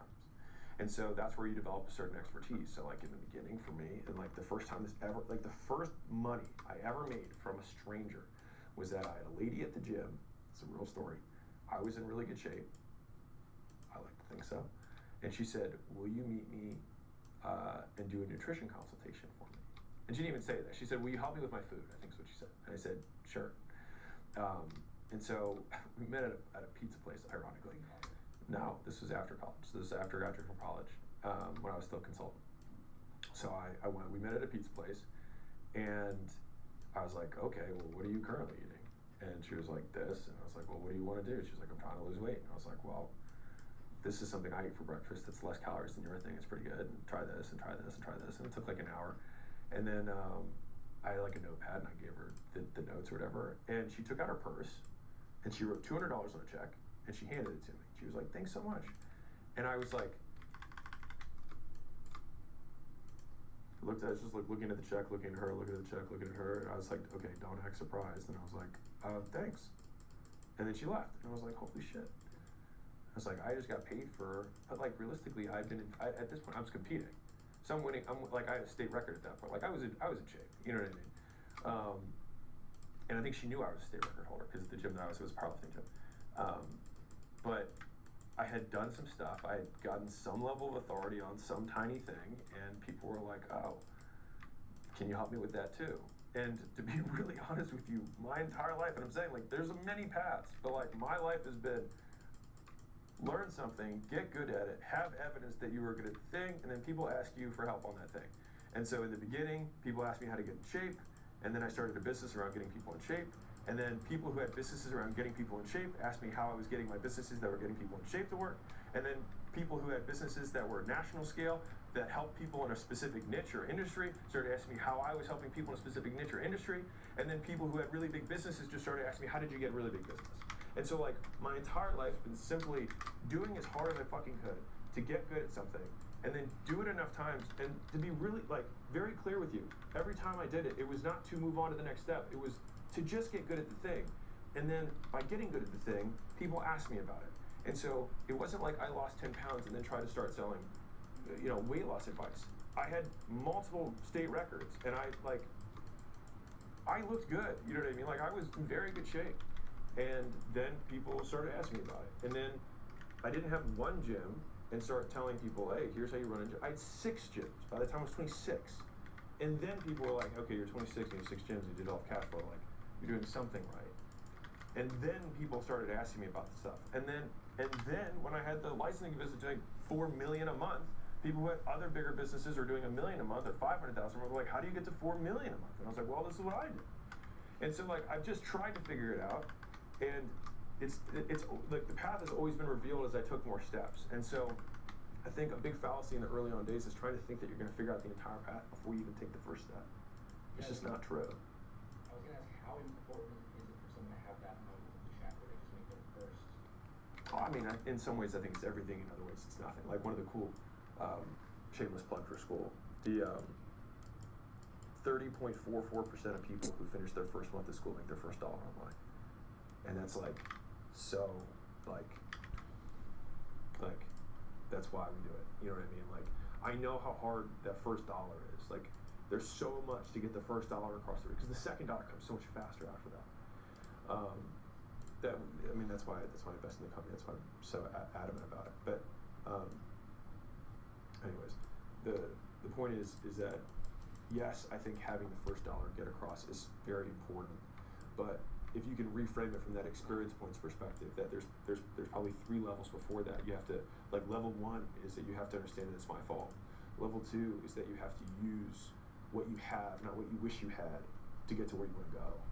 And where you want to go isn't 100 steps forward, it's just the next step. And so, like, I don't think that anger drives me as much as it used to. But it was everything that I had when I started. And so if I had listened to the positivity mantra when I started, I never would have gotten going, because nothing made me feel happy. And so they were like, follow your passion. I was like, my passion is to not be poor and to not be here in Baltimore. That's my passion, is not be here. And so that's what drove me. And so I think that it just needs to be restated that, like, is that the goal? Sure. But is that necessary to start? No, it's not. And so I can tell you that even when I was angry and getting through that, making more money did make my life better. Like, I had more ability to deal with inconveniences, hassles, health issues from family members that I had to foot the bill for, like all these things. Like, money can provide value. And so I'll say this thing that a mentor told me. He said, money does not buy happiness, but it can help you avoid pain. And so, like, I think there's nothing wrong with making money. Obviously, I like doing it. But I just hate the people who espouse that you have to feel a certain way to win, or that winning when you're angry or sad or in pain or ashamed is somehow wrong. And so I just, like, you have to meet success where you're at. And the first step you have to take out of anger, and the next step you have to take out of sadness, and the next one you have to take out of shame, and use that to propel yourself forward. All that matters is you take the step. And one of the things that I always liked is, for a very long time, I didn't consider myself a good person. I mean, I still probably don't, but in terms of, like, I always identified with the villain and the oppressor in most scenarios, which is bad. But anyways, there's a point to this, is that I never thought that I deserved the good life. I didn't think I deserved the happy ending, put it that way. And so the thing that got me through that was the idea, and this felt like honestly like gaming the system, so like from the evil side, was that I could still get the good guys ending if I just did the thing that they do to get the ending. So I didn't have to do it with pure intentions. I didn't have to do it as a great guy. But if I just still did the things, I could still get the getting. And I think for me that realization has been why my ruthless focus on like, well, what did you do? And to everyone who listens to my stuff, like it's like, great. Throw the emotions out, throw the spiritual energy vibrations out. What do you do? Patience is just figuring out what to do in the meantime. Like, courage is acting as though you weren't afraid. like, what do you do? And then eliminating everything else and then just doing that. And then doing whatever mental tricks you have to do, which is like, there were slaves who worked 7 days a week, so can I. Like, and then alternatively, catastrophizing the alternative path, which is that if I do not do anything, this is what will happen eventually. That pain in the future will be my pain today, and then actively thinking about what that pain would be like, and then seeing if that can make you more uncomfortable than the comfort that you're in. And I think Tony Robbins says this. He says, change happens when the pain of staying the same, when the pain of change is less than the pain of staying the same. And so if you're comfortable in staying the same, the point is to make yourself more in pain to get yourself to move. And so I think there's a skill in being able to future pace and think through what pain you're going to go through. Like if you're like, man, okay, I have gained 5 pounds a year and it has been 4 years, so I'm 20 pounds up. Well, if 4 years from now, I'm another 20 pounds heavier, and imagining the snide comments at the holiday party, or if you're a girl, the guy who says, man, she'd be really cute if she lost 40 pounds. Or like, even like, I'm going girl's perspective here. A guy who says something that's like, I would be with her, but she's just too fat. She's just not cute enough. And you're like, wow, that's so politically incorrect. Deal with it. It's fucking life. But the thing is like your thoughts don't need to be politically correct. They're your thoughts. They're no one else's thoughts. And so whatever you have to do to get yourself there. For me, the idea that a girl that I would want to be with would be like, I just don't think he's ambitious enough. I don't think he's successful enough. Like that, those ideas killed me. And so I never wanted to be denied entry to somewhere because I didn't have these things. Now, do I believe that people should be denied entry? No, but I also realize that's the way the world is. And so I think you can balance both beliefs. Like I'd love things to be different, but I accept the fact that they're not. Does this feel like a good argument for getting rid of other broke friends? Because I bet other broke friends reduce the pain of staying the same. A friend who supports you is someone who deliberately decreases the possibility of failure. And so if you look at your friends and you ask yourself, does this person increase or decrease the possibility of failure with my goal? It's very easy to answer that question. It's yes or no. It's increase or decrease. There's no in between. Do they increase or they decrease my possibility that I get to my goal? If the answer is decrease, get rid of them. Because imagine that you have a 100% chance of hitting your goal, and you have 3 friends that have a 30% decrease. Like you might now have a fucking, whatever 3 times 3 is, whatever, 27% chance of hitting your goal now because you have 3 terrible friends. Like negative experience. Yeah. They're. It's like getting in video games. It's like you've got somebody who's casting like a slow spell on you, and you're like moving so slow, and you're like weak, and like all your hits have like half power. Like a lot of people need to shed friendships, but the thing is that it's more that they call them friends, but they're not really friends. They're just there, and they're there because they've always been there, but not because they should be there, but because they're going to help you get to where you want to go. They're just there. They exist. Who's still here? They're not going anywhere. They don't have goals, and they're at a different part of their journey. There's nothing wrong with that. But if you're going to start the path of drinking glass and starting to double time, you got to live your life, and you got to live tomorrow's life and the next day's life, and start dragging that towards you. They're going to be upset about it. And so one of the sayings I recently have that I like a lot, which is, there are no social obligations, only social consequences.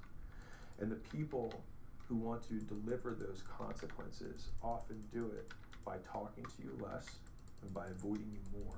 They try to spend less time with you and talk to you less, to punish you for the fact that you missed the party, you missed the going out, you didn't show up to their wedding, you didn't show up to their dog's christening or whatever. But the crazy thing is that if you felt obligated to go, then it means you didn't want to go. And that means that if you didn't want to go, and the punishment of not going is that you don't have to go more in the future because they avoid you, they don't invite you anymore, then to me that's a win-win. You save time today and you save time tomorrow. And I don't understand why people are not willing to deal with that. Like just looking at what happens rather than whatever emotional noise they make with their face at you. Like moving past that, great, you expelled air at me, understood, got it. But the outcome is you will no longer invite me, which is what I want. Great, I feel like we won here. And so thinking second and third order outcomes from what happens when I quote break up with this friend or what happens when I offend this friend, a lot of times it's you closer to your goal. And I've always been okay with that. And like if someone like the moment I have seen somebody as decreasing the likelihood that I hit my goal, I am happy to tell them that. Like I think you are not good for me. I don't think you help me hit what I want to hit. And they'll be like, well, then they'll try and downgrade your goals and say you shouldn't believe this way, and then they'll cast their beliefs on you. And for me, it's like, that's amazing that you believe that. I don't believe that, and I don't really want to believe what you believe, because then I would have your life, and I certainly don't want that. And so, like, again, I make these tweets about this, but it's like, if you don't like their life, don't listen to what they say. Like, don't take their advice if you don't like what you see. And so, if everyone around you has a life you don't want, then don't listen to any of their advice. Like, and hopefully you're listening to this and watching. If there's some element of my life or whatever that you find awesome, cool. Then maybe some element of what I can share is helpful for you. But you have to put blinders on, because there is a period of time where I've said this, but you're not going to be successful enough for the next tier of friends, but you're too different from the friends that you used to have. And so that middle path is very lonely. But the good thing about loneliness is you've got time. And right now, time's what you need. Because you got to learn stuff. You got to get the skills so you can start trading that for more and more money, and then you can take the money and trade that for more money. But in the beginning, you just have time, and that's what you have to spend. And so, if you are broke or you are poor and wish to no longer be broke, I thought I edited this one. The first is owning the fact that everything that has to do with your life is your fault. And a lot of people will reject that. And you're right. Stay poor. You're totally right. You'll never be successful. You're totally right. I believe you. The next step is being willing to use what you have rather than what you think you should have or what you wish you had. The circumstances, the connections, the money, whatever. The passion, the purpose, the meaning behind the work. You can wish for all that stuff, but you don't have it. So you have to use what you have. Which could be anger, could be shame, could be pain, whatever. And then, as soon as you start taking action, everyone around you will collapse and try to pull you down. And so the only way to protect yourself against that is to increase your own approval of self and decrease how much their opinion of you matters. Which means that you have to be proud of you for taking the step and actively look at their lives and think, do I want what they have? If the answer is no, then do not listen to what they say. And then when you do that, you keep walking, you keep taking steps, no matter how painful it is, and you never stop. And if you do that, you will get there. That's it. Cool. What I'm going to do is show you how to win and impress the only person that really matters, which is future you. Not the person next to you, not the person in front of you, not the person on stage, not your mom, future you. The point of this presentation is to give you a different way to think about this process so that you can make it easier to win. And the nice thing is that the process I'm going to show you is how you can win at anything. And it works for winning at health, relationships, advertising, sales, real estate, business, investing, and anything else where you have to do things to get stuff. Cool? Awesome. All right, so with that being said, let's begin. How to win. So I'm going to cover 5 things. What to do, how to do it, why to do it, who you need to become to do it, and finally, when to start. So let's start with number one. Said simply, what do you need to do to win? AKA, impress the future version of you. And the reason I define winning this way is that for those of you guys who are at the top, and you guys know who you are, you can't compare yourself to everyone that you're already better than. And I say that from a success, like objective measurement perspective, not as a human being. Everyone's a wonderful snowflake. But you can't compare yourself to people that you're beating, because you'll just get complacent. You know that, for those of you guys who are the winners here. For those of you guys not at the top, or who are on the climb, you can only control what you can control. And you only know what that is. And so there might be advantages or disadvantages that you might have been born with. It also doesn't matter. No one cares. The only people who like excuses are the ones giving them, right? And so let's start with an activity to prove to you that you already know what not to do. So this is a process I call inversion, and I use this a hilarious amount, probably too much. And so this, I think, at least I will attribute this to Albert Einstein. Charlie Munger talks about it a lot. Invert, always invert when you have a tough problem. And so I use this, and we use this as a very strong tool, because it's easier for our brains to find problems than solutions. So we had to think earlier just now, like, let's think of things for gratitude. Did anyone for a split second be like, fuck, right? Anyone else do that? Because I heard it backstage, and I was like, right, you're about to be on stage. That you can be grateful for that, right? I was just thinking about that. But if I said, hey, can you think of a problem? I could be like, I can give you 20 right now, right? Right off the top of my head. It's like my knee kind of hurts a little bit, right? Like I can start giving you problems really easily. But that's because we're programmed to survive, not thrive, right? Our brains are programmed to find threats to make sure we live to see another day, not so that we enjoy today. And so we actually have much stronger problem finding skills than solution finding. And so what I want to do is use our anxiety-driven, threat-finding brain for something good. And so here's the activity. I want you to imagine the least successful version of you. Loser. What does that person do or not do to guarantee that you won't win? How do they guarantee that you lose? All right, so shout some of these out. Just like, what does that person do to lose? Netflix, okay, I heard that one. Drugs, okay. We're going way deeper and darker than I was thinking. It's like a heroin addiction. I'm like, okay. Yes, understood. I thought you guys were going to say something like this.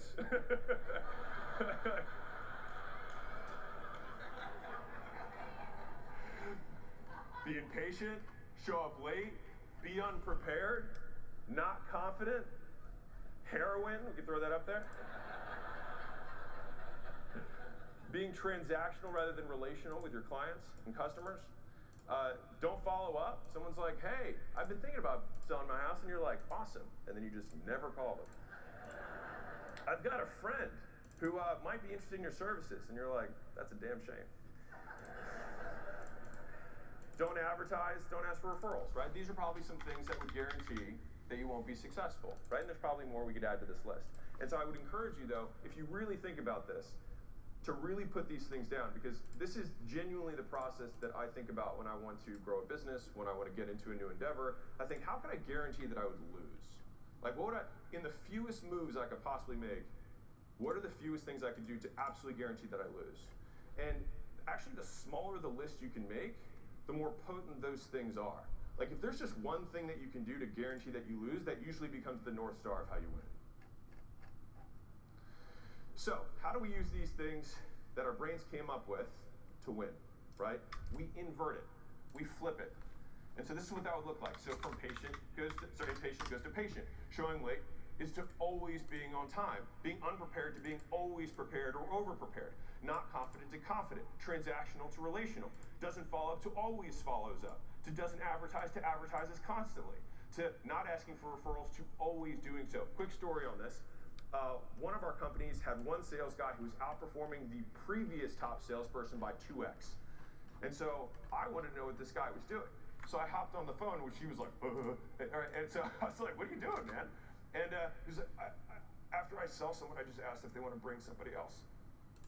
And I was like, Yeah. And then I looked at the sales director. I was like, is that not in the fucking script already? He's like, no, it is. And I was like, why are we not enforcing it? And he was like, we are now. And so, simple shit, right? And so a lot of you guys already know how to win because you know how to lose. So flip it. So, after all that, I guess everybody here does know what to do to win, right? But maybe you just don't know how to do it. So let's talk about that. So most times we don't do things